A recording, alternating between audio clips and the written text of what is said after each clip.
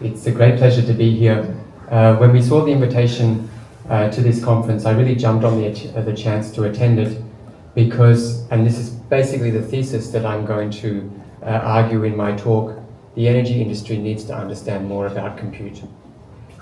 We don't really understand it very well, and if compute becomes a larger and larger source of energy demand, then we better understand it better.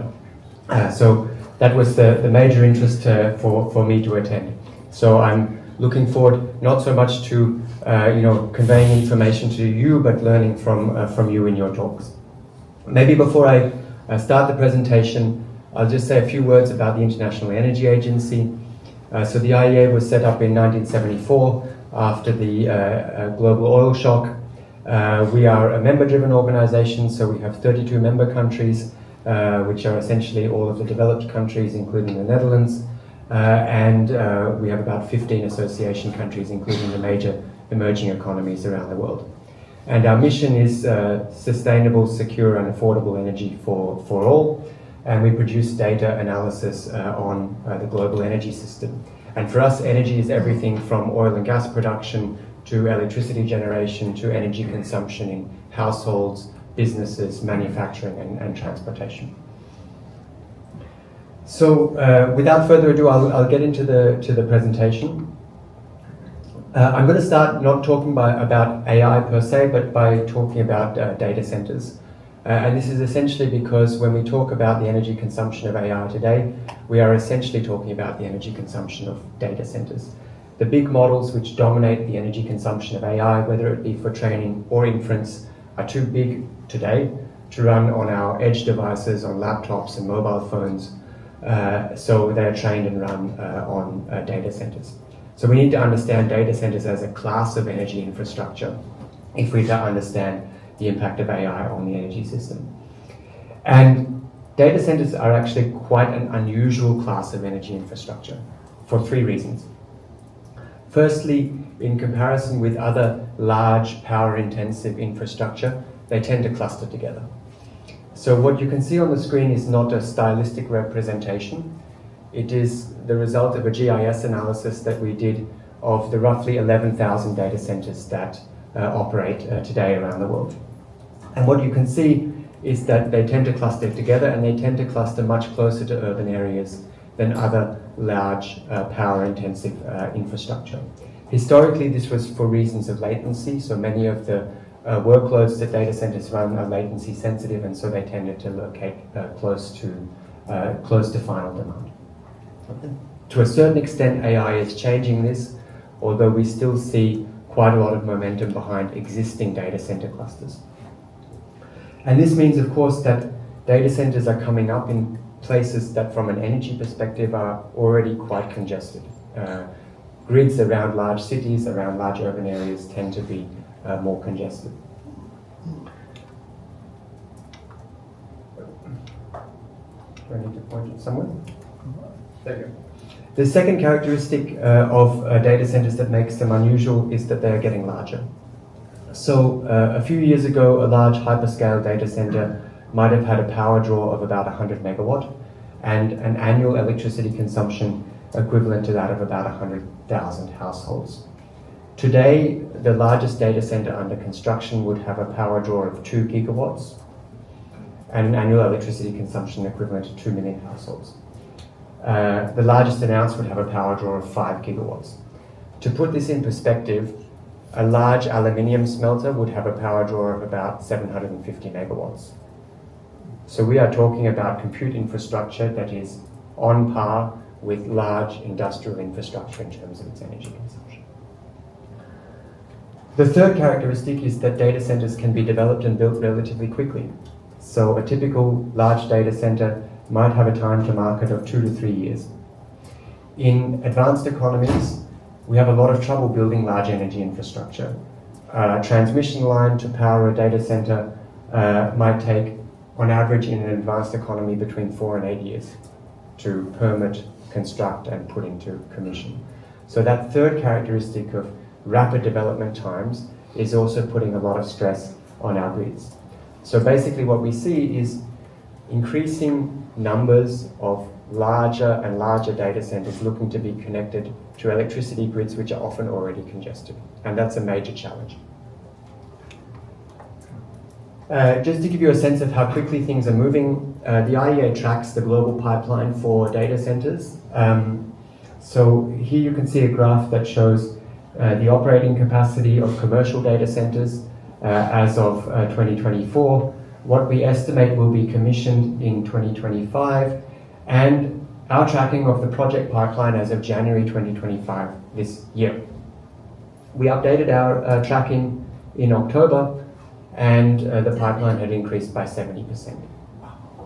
Part of this is just discovering new projects because there's a lot of untransparency here, but part of it is also explosion of new announcements. So there's a real question about whether these facilities will be built, how quickly they will be filled with servers, and how quickly they will start to demand energy from the grid.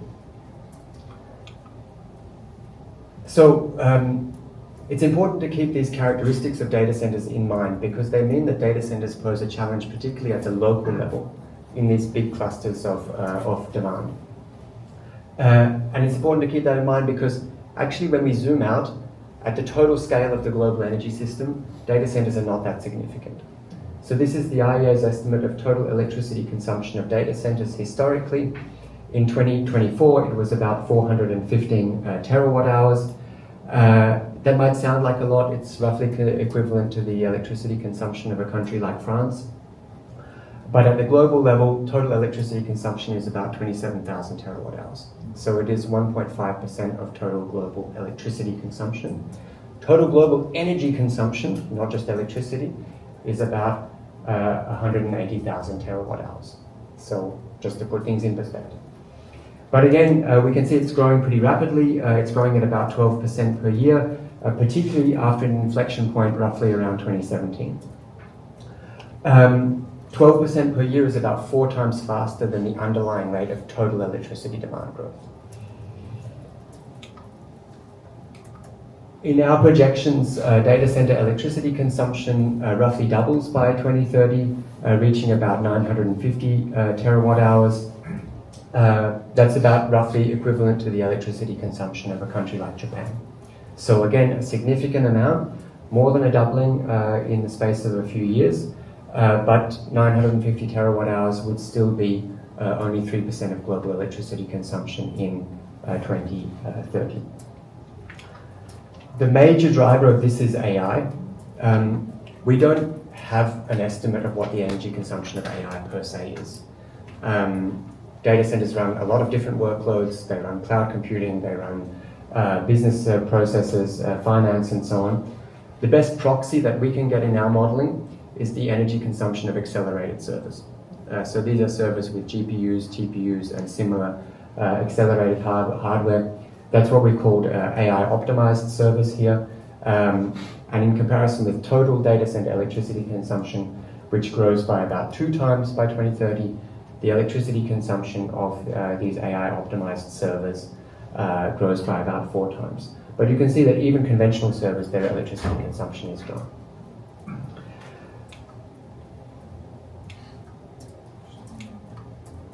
What this means for different regions and different countries is quite different. So if we look at the share of data centers in total electricity consumption growth by region, it's actually quite different. Starting with emerging and developing economies, electricity consumption is growing rapidly in these countries anyway. It's growing as they industrialize, as they urbanize, as the service sector grows, as their households become richer and are able to purchase more energy-intensive appliances like air conditioning, for example. These economies tend also to be less digitalized and therefore have less data centers. So in emerging market and developing economies, data centers are said to account for less than 10% of electricity consumption growth.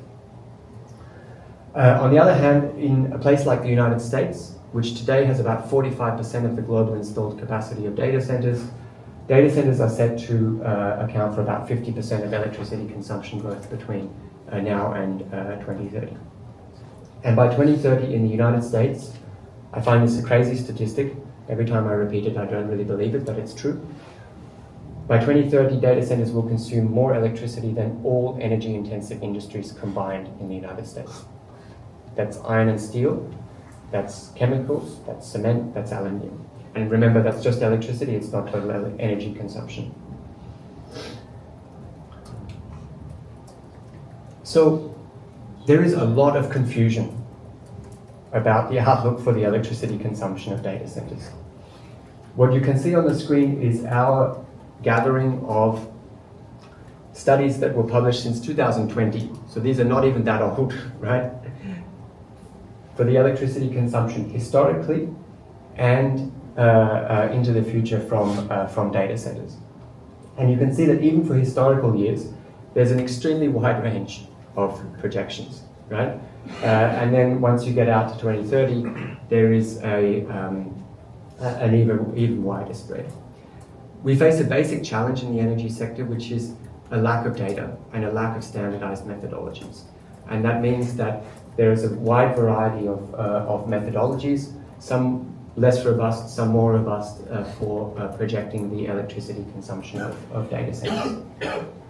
The approach that we have followed is to take historical data on the annual shipments of the servers and networking and storage equipment going into data centers. So we have a physical model that takes the shipments of servers, estimates of their typical operating lifetimes, and therefore constructs a model of the operating stock of servers and networking and storage equipment globally. And then we make assumptions about utilization rate, power densities, and so on. But even getting that data on the annual shipments of servers is a challenge. You have to often buy an expensive commercial data set. So it's fair to say that there's a lot of hype and a lot of confusion about the energy consumption of AI and data centers in the energy sector. There's expectations that it will, rapidly take up a large share of global energy consumption. In our projections, that's not the case. It's an important driver of global electricity consumption growth, but not by any means the most significant one. And our projections are based on projections for the shipments of servers going into data centers. And to that degree, they're constrained by the physical manufacturing capacity of chips and servers and networking equipment and so on.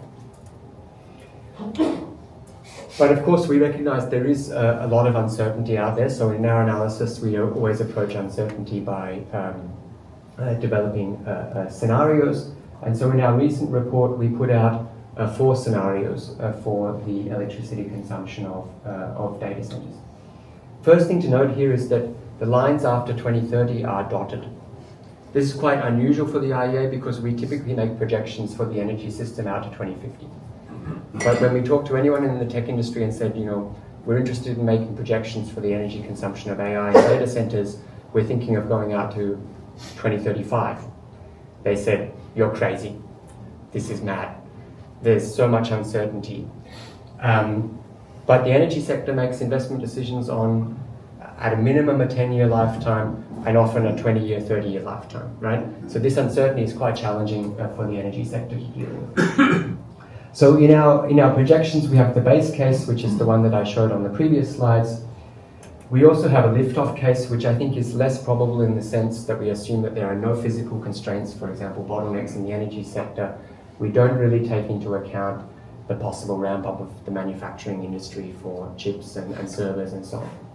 But this is a sort of upper limit when we think about the more, let's say, fanciful projections for the energy consumption of AI in the near term.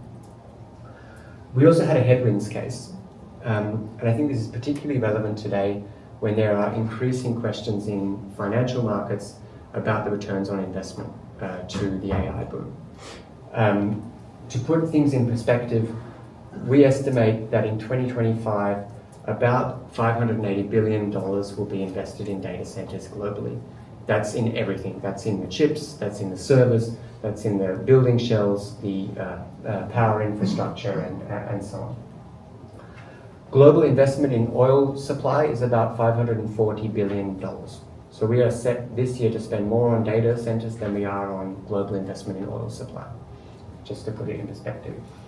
And by 2030, in our base case, there's about $4 trillion of investment in data centers. But there are, of course, increasing question marks about whether the tech industry will get the returns on this investment that would mean that it would continue into the future. And so we tried to take this into account in our headwinds case, where we assumed that there was a pullback in the next few years from these very high levels of data center investment. And you can see here, data center electricity consumption doesn't fall, but it's the rapid exponential growth that we've seen in the last few years slows, and we see a sort of more sigmoid function.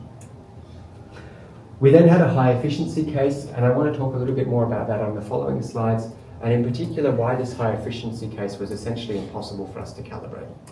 I don't want to hide any challenges that we really face in the modeling here, but here we essentially assumed, what happens if there are more rapid progress in the efficiency of hardware and software. I want to say a few words about another important issue from the IEA's perspective, which is supply chains, and then I'll get on to the last two slides on some of these issues related to energy efficiency. So the IEA's core mandate is energy security, and of course the nature of energy security is changing. Of course traditional oil and gas security continues to matter, but the security of our electricity grids is becoming an increasing concern. The security of some of the supply chains that go into critical infrastructure and so on is becoming an increasing concern. And there are issues also around supply chain concentration in the data center and AI sector. I'll highlight a couple here. Take, for example, copper. We estimate that by 2030, data centers could add about 2% to global copper demand, essentially in all the wiring and so on. This might not sound like much, but we have serious concerns about a demand-supply gap for copper. In the IEA's estimates by 2035, taking into account the announced projects for new supply and projections of demand, we project a demand-supply gap of 30% for copper. So anything that we can do to save on copper is also extremely important. I'll highlight the case of gallium. So as data centers become more and more power dense, we need cutting-edge power electronics to control voltages, harmonics, and power quality. And so we're increasingly shifting towards semiconductor-based power electronics to do voltage control and so on. And a lot of these are based on rare earth materials and materials like gallium. And here there's a very large supply concentration, with China accounting for 99% of refined gallium supply. Similarly, in the case of LFP batteries, which are being used for backup power for data centers, there's a lot of supply chain concentration. So as we think about the sort of innovation trajectory for computing, this issue of supply chains and supply chain security is, I think, something that we also need to keep in mind. I'm not going to go into this slide too much, but again, this was just, I wanted to put this on here to illustrate for you, the real importance for us of understanding the energy efficiency trajectory of compute.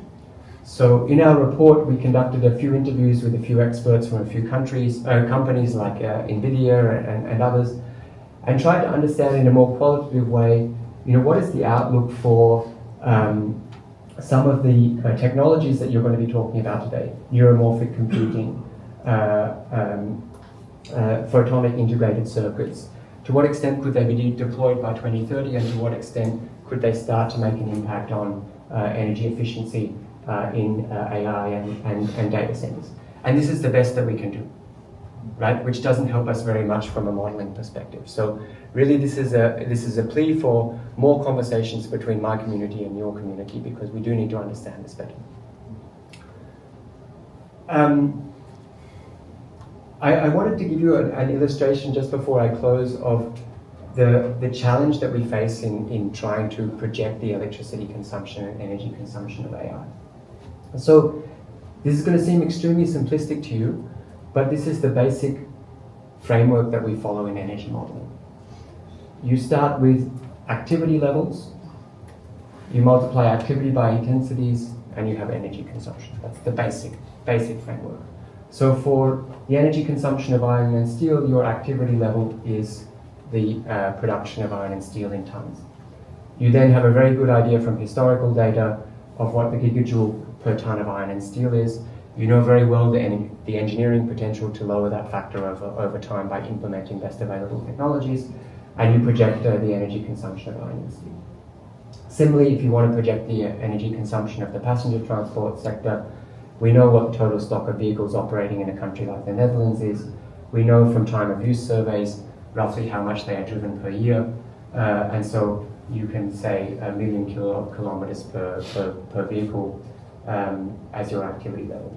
We know very well the energy consumption of different vehicle models, and so we can project the energy consumption of road transport. In our modeling, for data centers, our activity driver is million of data center servers shipped per year. Our intensity is kilowatt per server per year, and then we get the energy consumption of data centers. But what you can immediately see is that this approach leaves upstream many of the key assumptions. What is the real service demand for compute? We don't have any sense of, what the social consumption of tokens per year is. It's even maybe a question that is not relevant to answer because no token is equal, but we don't have a sense of what the total societal demand of compute is. That is upstream of the amount of service that you need to ship per year to meet that demand, right? We don't have a sense of, what is the efficiency of the chips going into data centers. That's upstream of your assumption of kilowatt hours per server per year. We don't have assumptions on what is the efficiency of the AI models going forward. That's upstream of all of these assumptions. And in a certain sense, we're really missing the data that would be necessary to elucidate these assumptions. Some of them are very difficult to elucidate, but it means that our projections of the electricity consumption of AI and data centers are really constrained and focused, and therefore on the near term. So with that, I will stop. I hope it was interesting, and I look forward to the discussion at the end of the session. Thank you.